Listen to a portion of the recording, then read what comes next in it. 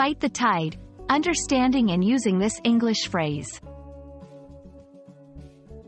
Hello everyone. Today, we're going to explore a fascinating English phrase, fight the tide. This expression is not only vivid but also packed with meaning. Whether you're learning English as a second language or just love exploring idiomatic expressions, this video will help you understand and use fight the tide in various contexts. Fight the tide is an idiomatic expression that means to attempt to resist a prevailing trend or to oppose the inevitable. The phrase is metaphorical, where tide refers to a powerful force or a general movement, and fight implies resistance.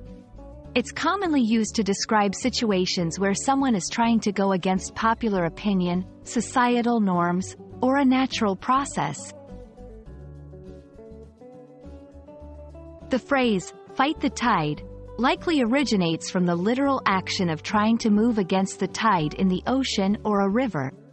This is a challenging task, as the natural movement of water is strong and persistent.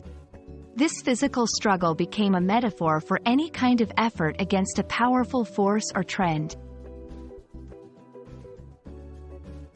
1. In business, despite the market's downturn, the CEO is fighting the tide to keep the company profitable. 2. In personal life, she's fighting the tide by choosing a career path that's unusual in her family. 3. In social context, the new policy is unpopular, but the mayor is determined to fight the tide of public opinion. Swimming against the current. Very similar to fighting the tide, this also means opposing the prevailing trend or opinion. Going against the grain. This means to do things differently from what is standard or expected. Bucking the trend, to act in a way that is different from the general public or prevailing opinion. Fight the tide is a powerful expression that beautifully captures the essence of resistance against dominant forces or trends.